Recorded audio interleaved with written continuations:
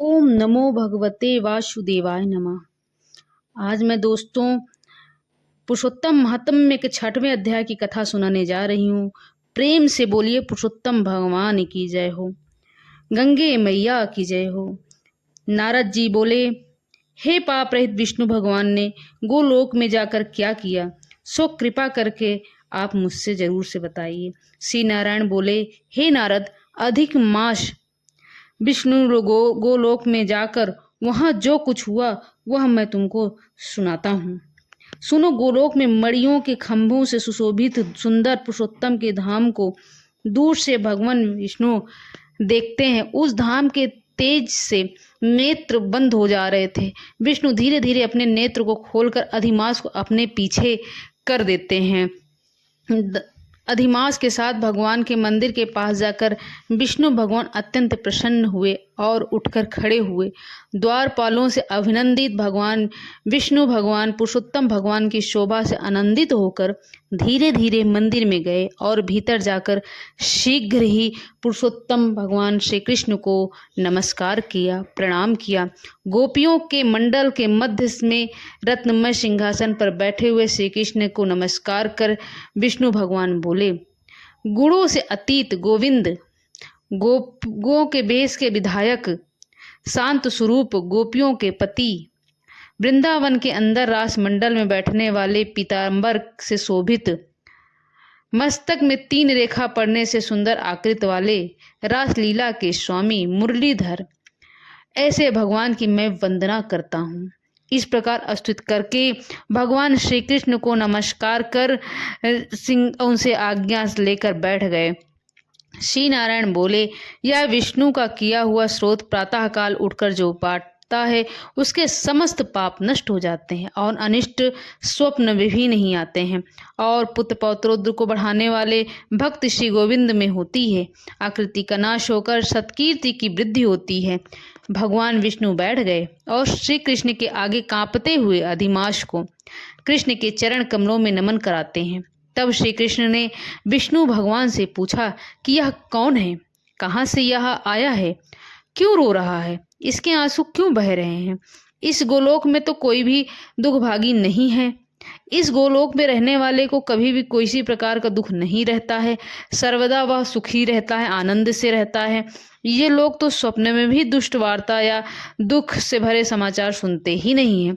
अतः हे विष्णु, यह क्यों कांपता है, इसके आंख से आंसू झरझर क्यों बह रहे हैं, या क्यों दुखित है, हमारे सम्मुख किस लिए खड़ा है। श्री नारायण बोले, नवीन नए मेघ के समान श्याम सुंदर गोलोक के नाथ वचन सुनकर सिंहासन से उठकर महाविष्णु मलमास की संपूर्ण दुख की गाथा कहते हुए श्री विष्णु भगवान बोले, हे वृंदावन की शोभा को बढ़ाने वाले, हे श्री कृष्ण, हे मुरलीधर, इस अधिमास के दुख को अपने सामने कहता हूँ, आप सुने। इसके दुखित होने के कारण ही स्वामी रहित अधिमास को लेकर मैं आपके पास आया हूँ। उसके उग्र दुख को देखकर अग्नि के समान दुख होने के कारण इसे शांत करें। यह अधिमास सूर्य की संक्रांति से रहित है। यह शुभ कर्म में सर्वदा वर्जित है। यह गंदा है। ये स्वामी रहित है। मास में स्नान आदि नहीं करना चाहिए, ऐसा कहकर इसका निरादर किया गया है। 12 मास कलाक्षण अनय अपने अपने स्वामी के गर्भ से इसका अत्यंत ही निरादर किया गया है, इसका अपमान किया गया है। इसी दुख की अग्नि से यह जल रहा है, यह मरने के लिए भी तैयार है। अब दीन दयालु व्यक्तियों द्वारा प्रेरित होकर हे ऋषिकेश शरण आए हुए इच्छा से हमारे पास आया हुआ है। कांपते कांपते हर घड़ी रोते रोते अपना सब दुख जाल इसने कहा। इसका यह बड़ा भारी दुख है, आपके बिना टल ही नहीं सकता। अतः इस निराशय का हाथ पकड़ कर आपकी शरण में लाया हूँ। दूसरों का दुख आप सहन नहीं कर सकते हैं, ऐसा वेद पुराण सब कहते हैं। अतएव इस दुखित की कृपा करके सुख प्रदान करिए, इसके कष्टों को हर लीजिए प्रभु। हे जगतपते, आपके चरण कमलों में प्राप्त प्राणी शोक का भागी होता ही नहीं है। जो आपकी शरण में आएगा वो कभी भी दुखी नहीं रहेगा। आप उसके सारे दुख को हर लेते हो, ऐसा वेद को जानने वाले लोग कहते हैं। कैसे मिथ्या हो सकता है यह बात। मेरे ऊपर कृपा करके भी इसका दुख दूर कर कर अपना कर्तव्य करिए, क्योंकि सब काम छोड़कर इसको लेकर मैं आपकी शरण में आया हूँ। आप इसे सफल बनाइए।